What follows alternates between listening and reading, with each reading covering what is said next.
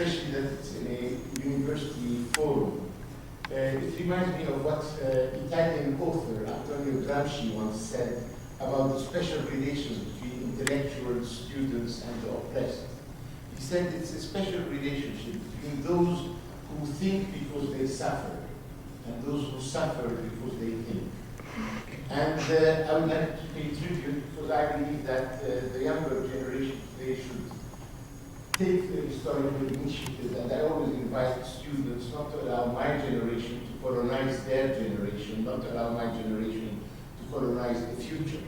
I would like to pay tribute to Sabeel and the friends of Sabeel around the world, because as Father Robert Hassan said, it's a Christian institution in Jerusalem that belongs to the mouvance of liberation theology. You know, some of us believe in life after death.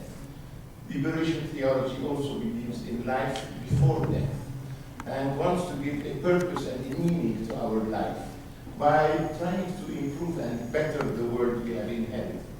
And they do some tremendous work in Palestine and beyond.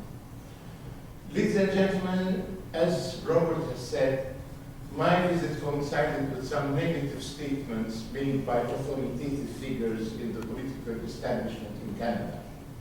One was to say, if ever the Palestinians dare continue stubbornly going back to the United Nations and to the specialized institutions of the UN, they will probably regret it because we will need to punish them and withhold financial aid and I don't know what.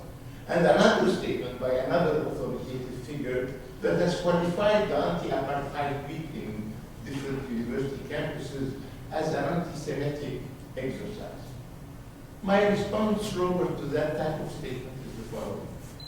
I am morally, ethically, politically disturbed and annoyed to see that there are still today in 2013 some who are annoyed and angered by our inclination to go to the United Nations to have our problem discussed and resolved, instead of being offended by the constant, stubborn, continuous violations and Israeli practices defying the international law and the international will, being more offended or annoyed by our inclination to go to the UN rather than being offended by the constant sadistic violation of human rights is for me intriguingly surprising, and I cannot morally, ethically, politically, intellectually understand it. Number two, to qualify our exercise, your exercise as being anti-Semitic, is slanderous.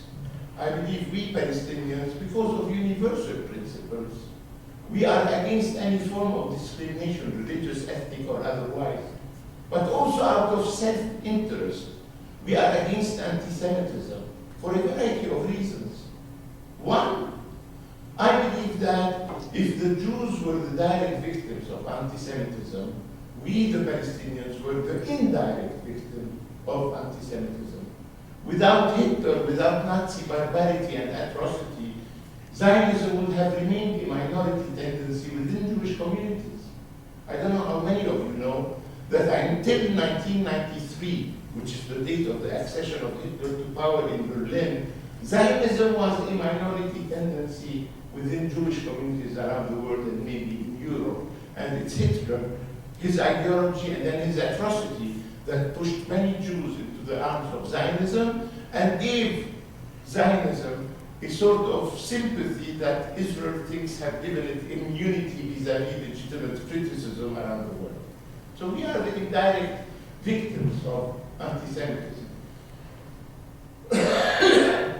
And then let me tell you very frankly, I for one believe that anti-Semitism today is the persecution of the Palestinian people by the Israeli state and the Israeli government. That's the anti-Semitism of today for those who would like to deploy their indignation and misbehaviors around the world. That was my introduction. Ladies and gentlemen, I always tell audiences with which I interact that I never belonged to a sort of optimistic school of thought that promises victory and salvation to the oppressed as a sort of predetermined, inevitable historical outcome. I will not concede from you. History, unfortunately, is a cemetery of oppressed people who remained oppressed until did, they vanished into historical oblivion. And I believe that the moral dilemma, the political challenge in the Middle East today can be summarized around this issue. Today in the Middle East, we either have one people too many, or we have a state which is missing. And I believe the international community, through the UN General Assembly, they have taken multiple resolutions, including the one adopted in November 2012, saying, no, there isn't one people too many. There is a state which is missing that we need to recognize and establish and liberate and all the rest. But let me confess in front of them, I believe that today history is still undecided on whether there is a people too many or a state missing. And I believe our task, whatever our position in society today, whatever our capacity, our task, our purpose should be on how to help history make the right choice, because so often history has made the wrong choices. Ladies and gentlemen, how can one characterize today the situation? Let me be telegraphic. The last 40 years of international diplomacy around the issue of Palestine, what has happened is not that the world has aligned itself on our preferences. Au contraire, during the last 40 years of diplomacy, it's we the Palestinians, we the Arabs, who have aligned ourselves on the international consensus, the two-state solution. And I believe that this gives added responsibilities to the international community, since we have aligned ourselves on that international consensus. And I can tell you very frankly, having been a participant and activist for the last 45 years, that we the Palestinians, we the victims of history, we have become unreasonably reasonable. We are no more asking for absolute justice, we are only asking for possible justice, and yet, and still, this is, and it remains unattainable. I believe the world should hear our cry for freedom out of captivity and bondage, and I believe public opinion is increasingly hearing. For example, in Europe, where I spend most of my time, I believe we have won the battle for public opinion. I believe in America, the USA, we are more supported than even we suspect or think we do. Canada, I'm not as familiar as I hope to be with. I hope that we have won or are on the verge of winning the battle for the minds and hearts of public opinion. But I believe we have become unreasonably reasonable. We are no more asking for absolute justice, but for possible justice.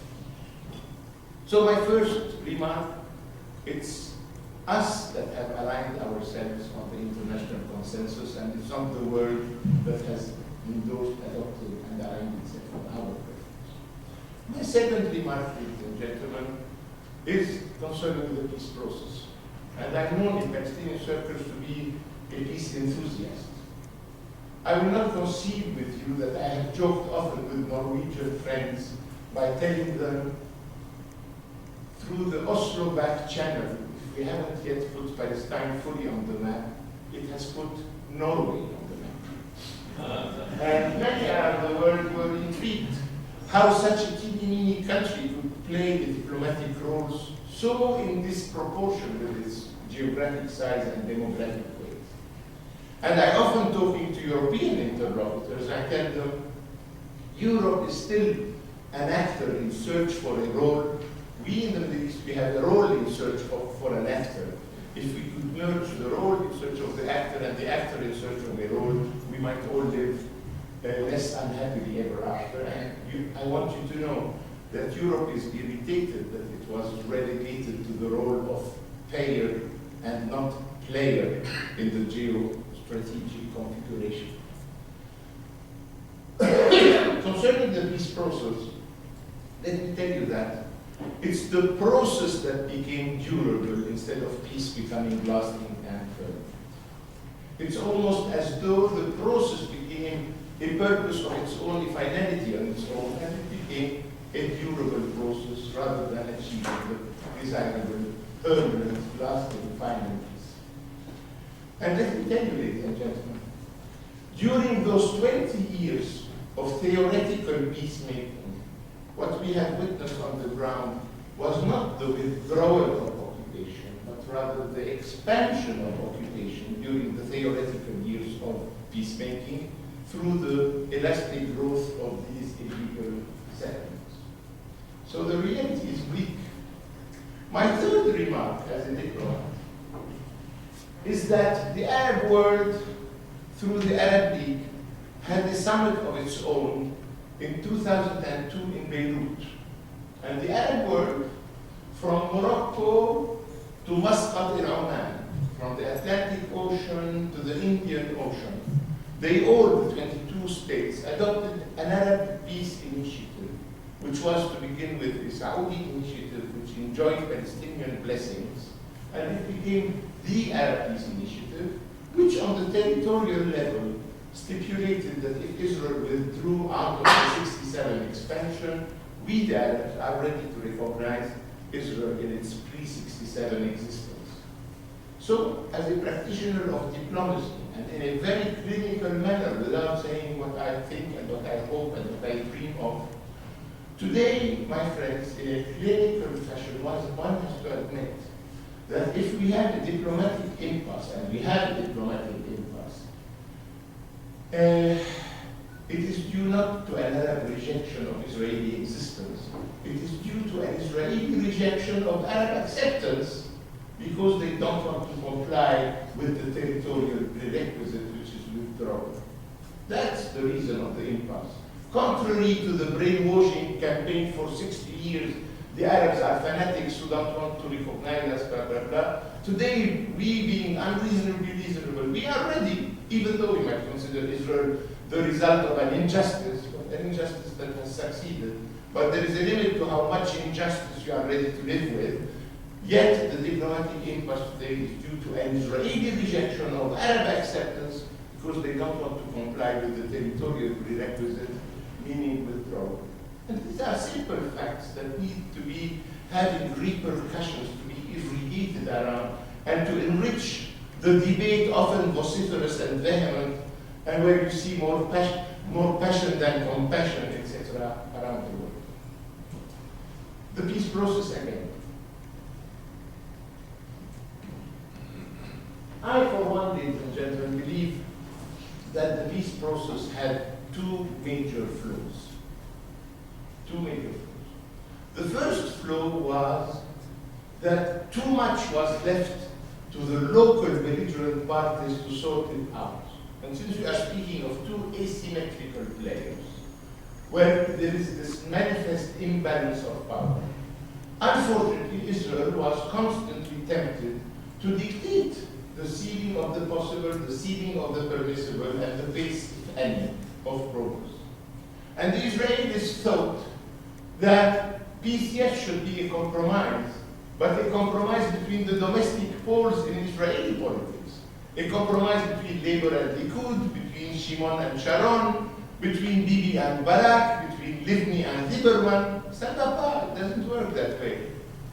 And let me tell you, and this is why we got stuck. And the Israeli voter grew accustomed to the idea that, yes, if I vote Yossi Benin, it means I want to withdraw from 95%. If I vote for Barak, I'm inclined to accept a withdrawal from 80%. If I vote for Netanyahu, it means à la rigueur, I would accept 50 to 60% withdrawal. And if I vote for Lieberman, I'm signaling that I'm ready to give them a kick somewhere to have them go beyond the frontiers.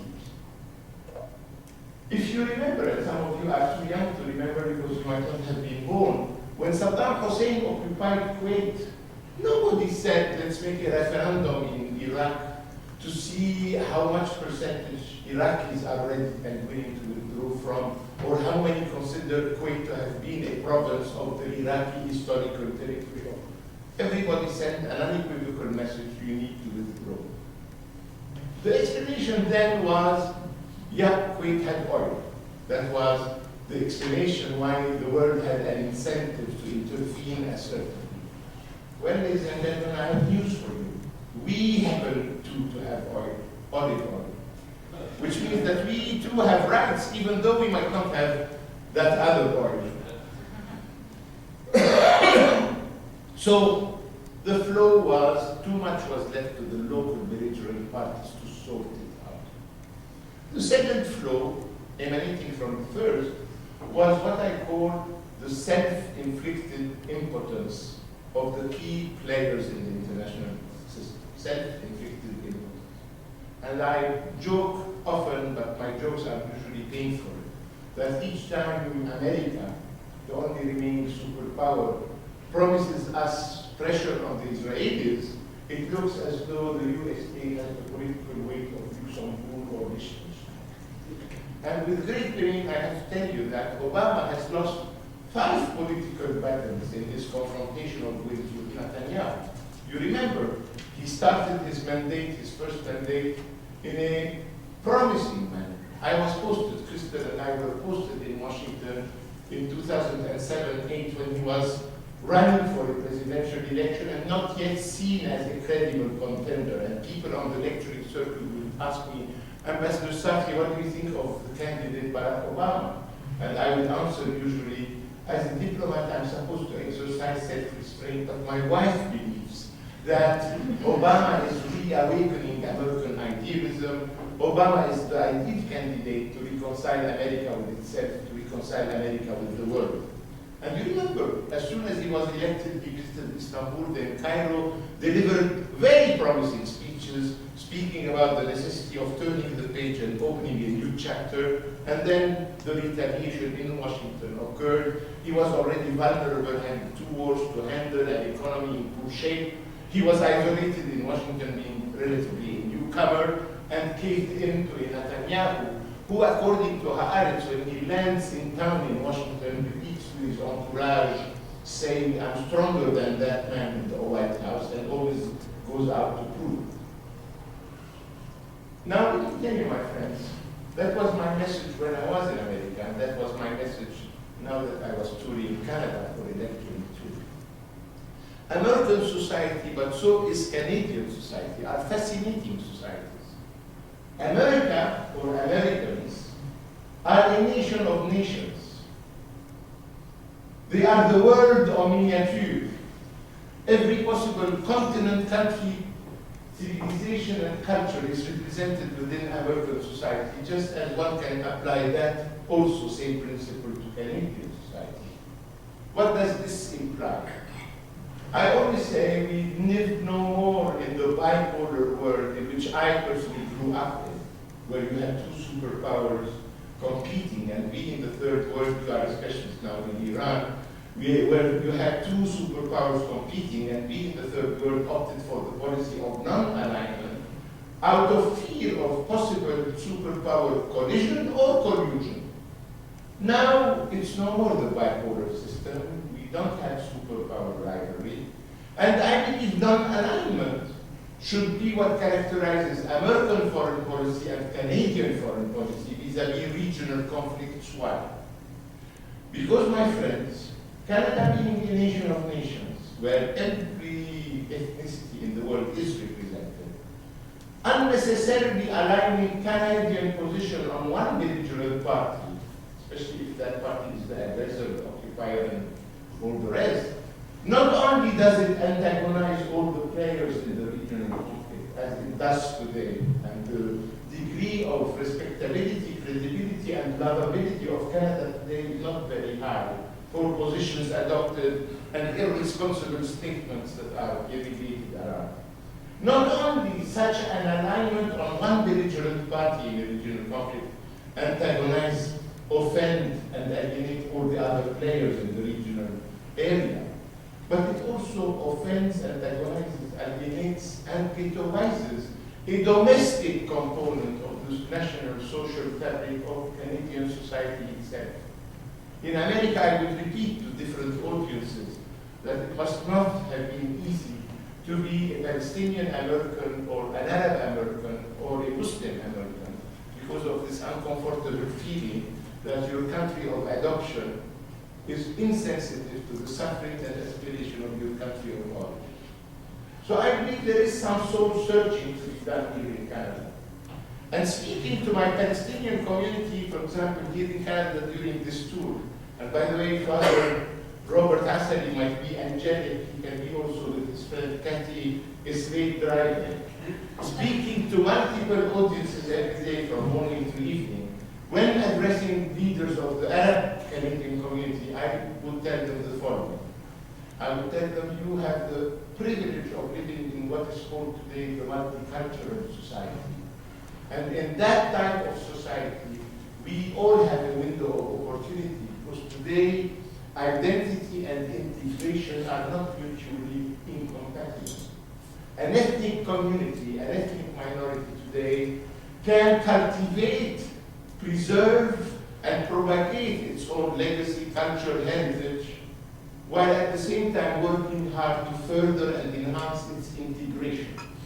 And I would welcome a more dynamic, assertive presence of the Arab American community in the Arab Canadian community in Canadian politics, and constructively take part in the discussion about future orientations and policies. That was the area and elsewhere. And then what I want always also tell them is that today there is a new concept in international relations that has been underused. And it's the concept of global tribes. Yes, the Jews are a global tribe. But Professor Bulata, we the Palestinians have become the Jews of the Israelis. And today we are a global tribe. You encounter Palestinians from Scandinavia to Pennsylvania to California to Australia. And I believe this is the symptom of our ordeal and of our tragedy and of our network, the fact that we are dispersed in the four corners of the world. But if we are smart, and we can be smart, and we are not always smart, we can transform this demographic dispersion into a source of political empowerment, lobbying, and raising awareness. And I invite people to play to the full that constructive role of injecting one's input into a national debate on which policies to pursue. And I give examples to my interlocutors by saying, for example, 10 years ago in this mini micro state called Belize, there was a moment 10 years ago that the Prime Minister of Belize was of Palestinian origin, from the Musa family from El Biri, and his foreign minister was from the Shuman family from Bet Hanina. And I tell them of another example, 8 years ago in Salvador, there were presidential elections where the candidate of the right was a Palestinian Salvadorian originally from Bethlehem, from the Saqqa family, and the candidate of the left happened also to be a Palestinian Salvadorian of Bethlehem origin from the Hamdan family. And I then, giving an interview to a Latin American vehicle, I said, whoever loses this election, there will be a Palestinian Salvadorian in the local White House in San Salvador. And this is what happened for the 4 next years.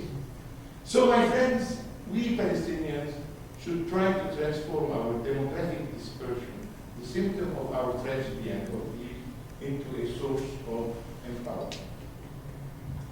Now, as I said earlier, history is undecided. People are waiting for the visit of Barack Obama to the region. There are two schools of thought, one that has great expectations and other cynical because of previous experience that has very low expectations. I will not tell you to which school of thought I personally belong, because I always joke by saying that the definition of a pessimist is that a pessimist is an optimist, is an informed optimist. And I'm relatively well informed. So I will not tell you to which school of thought I belong, but because I also personally believe that only optimists make history, not pessimists. But credible optimism, not naive optimism. What will Obama achieve in his coming trip? We don't know yet. It hasn't taken place. I always say my wife is called crystal, but I don't have a crystal ball.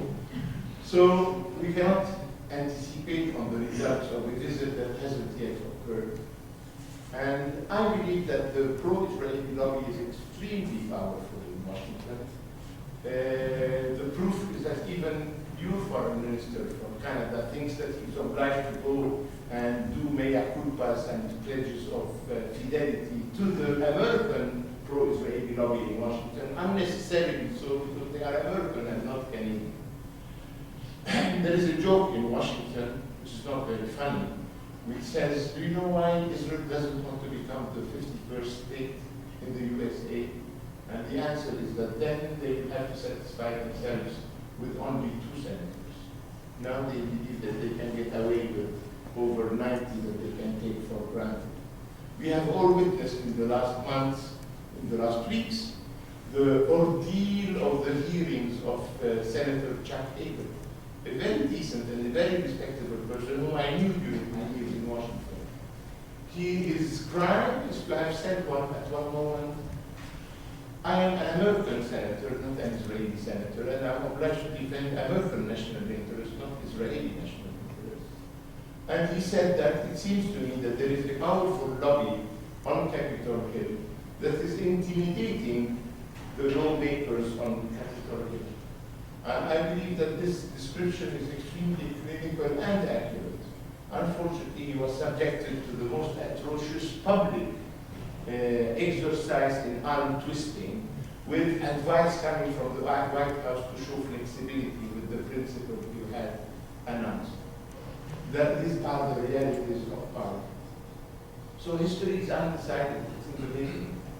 Yet I believe, ladies and gentlemen, that the pro-Israel lobby is weakening. For example, in Israel and their supporters, they would like America to wage their war against Iran. And I believe Obama, at least on that one, stuck to his guns. He wants to get rid of the 2 wars he inherited, doesn't want America to get engaged in a 3rd war. And I believe there he resisted all the pressures to which he was subjected, at least so far. He caved in on his pledge to ask the Israelis to freeze settlement expansion. There he had to cave in, unfortunately. So history is undecided, history is in the making.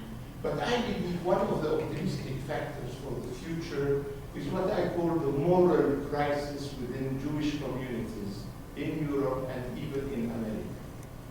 As you probably know, Jewish minorities grew accustomed throughout decades, if not centuries, to be at the forefront of human rights and civil rights. But for the last 65 years, because of what happened in Palestine, the way Israel was carved in the region, and the ethnic cleansing to which we were subjected, the occupation, dispersion, and dispossession that we have inflicted on us, those Jewish communities were expected and were reduced to defend increasingly what they believed to be the indefensible. And believe you me, because we interact constantly with those Jewish communities, there is great torment, moral, ethical, and otherwise. And I believe AIPAC, for example, has no more the monopoly of representation of Jewish American preferences. And one of my grievances against Barack Obama is that when he assumed power 4 years and a half ago, he was unaware of the shift within the center of gravity of that Jewish American community, came back and resorted again to the old political personnel and old horses like Dennis Ross, whom I call Dennis the Menace, and he could have relied on other forces that are emerging within that same community. But the weakening support among Jewish communities for Israel today is being compensated for by this army of people who come from Christian Zionism and the evangelical mouvements.